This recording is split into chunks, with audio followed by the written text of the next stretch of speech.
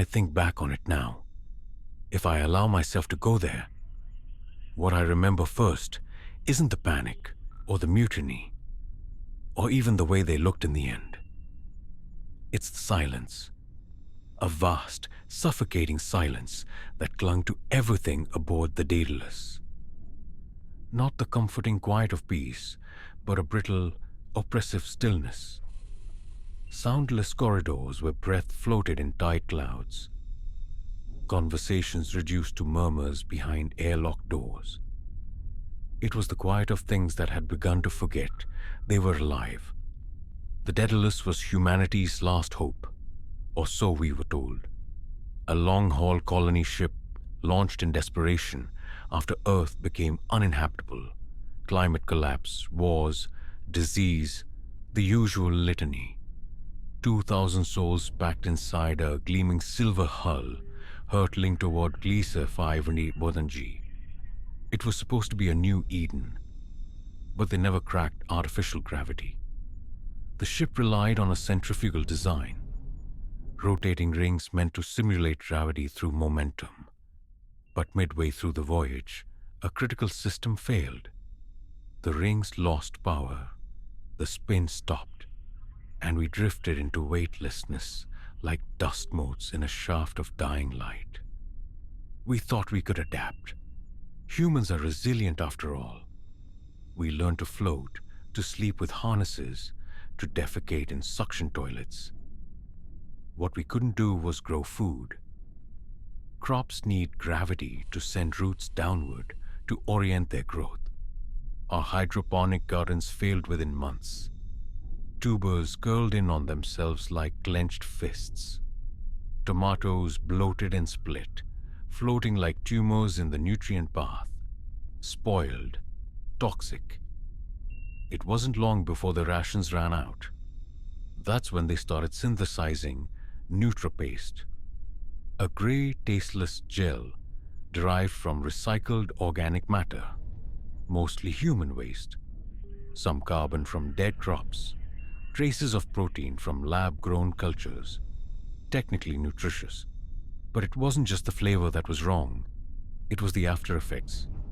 Subtle at first, trouble sleeping, vivid dreams, hair growing faster than normal. Then came the changes we couldn't ignore. I noticed it with Dr. Halverson first.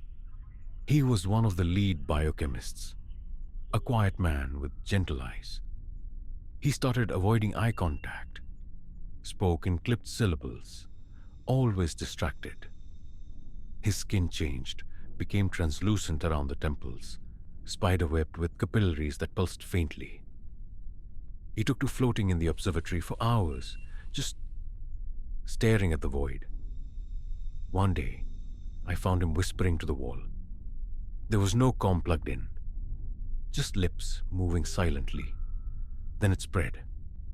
We called it drift syndrome, an unofficial label, passed in hushed voices during mandatory wellness check-ins. Some blamed isolation, others blamed the food. I blamed the silence. The way it folded over us, seeped into our minds like fog. People began to behave strangely. Smiles held too long, eyes that didn't blink, conversations that looped back on themselves. And that was before the missing started. At first, it was just a crew member here or there, a systems engineer, a janitor. They'd vanished from their quarters, personal effects floating in midair like ghostly detritus. The security team performed sweeps, combed the ventilation ducts, reviewed hours of surveillance footage. Nothing, no traces, no struggle, just gone. Then came the scrape. It started on Deck C near the central nutrient processors. A slow, metallic dragging sound, like something heavy being pulled across titanium plates. Crew reported hearing it from behind the walls. No source was found. The sound would stop when approached, resume when people left. It echoed through the ship, unpredictable, always distant, always just beyond the bulkhead. Sleep became a battleground. The lights dimmed during cycle shifts, but few closed their eyes. When we did, we dreamt of strange shapes, fractal corridors that branched like veins, voices speaking backwards, rooms that breathed. I remember vividly the night I saw Mara change. She was a botanist, one of the last clinging to the dream of growing something, anything, in zero gravity. Her quarters were filled with curling vines that floated loosely around her, mutant creepers that had adapted in horrible ways. One night, I found her in the lab, floating rigidly, motionless, surrounded by those plants. She didn't look at me when I called her name, but she opened her mouth. The vines began to move slowly toward her face, and then inside. They slipped between her lips like they belonged there. I backed away. She didn't follow. She just continued. After that, I stopped eating the paste. I scavenged what I could from emergency rations, lost weight. My joints ached, but I still felt more me than those who kept consuming it. Captain Yamada tried to restore order. He issued a lockdown on Ration Bay 3, blocked access to the nutrient labs. But those who'd already changed, who had been eating the paste for months, didn't respond well. Their eyes had an iridescent sheen by then, and when they floated, they seemed to move not with muscle, but with intent, as if the ship itself guided them.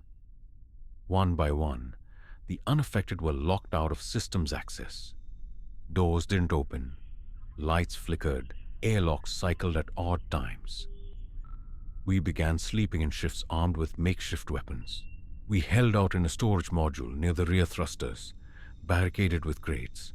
But something always scraped outside the door. Slow, patient. Then, one by one, the others left. No one said goodbye. They just drifted away. And each time, I hesitated to follow. I wanted to believe they'd gone to the bridge, or to the hydroponics bay, or that help had arrived. But I saw the look in their eyes. Utter peace, yes, but also vacancy. As though something inside had been hollowed out, making room for something else. Weeks passed, maybe months. Hard to say, with no real sunlight or day-night cycle. I lived on stale protein bricks I'd hidden doing supply checks.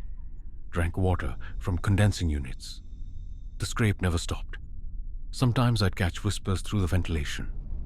Snatches of gibberish or half-familiar lullabies. Once, I swear I heard my name. Not spoken. Thought.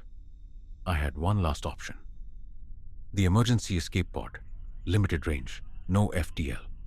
But it had solar panels, basic supplies, and silence of a different sort. I made my move during a systems failure. A rare chance when the inner locks failed to sync. The corridors were darker than I remembered. Frost clung to the inner windows, patterns etched like veins under skin. Floating down the passage, I passed a viewing port.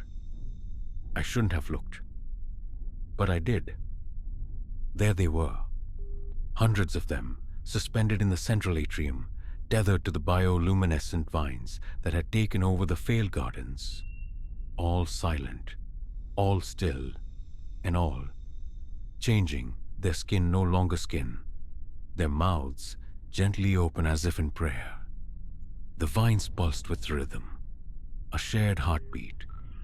They weren't floating, they were growing. I forced myself onward, reached the pod, launched. I was alone for 37 days before a terraforming scout from the era picked me up. They said Daedalus had stopped transmitting months ago, vanished from sensors, like it was never there. They asked me what happened.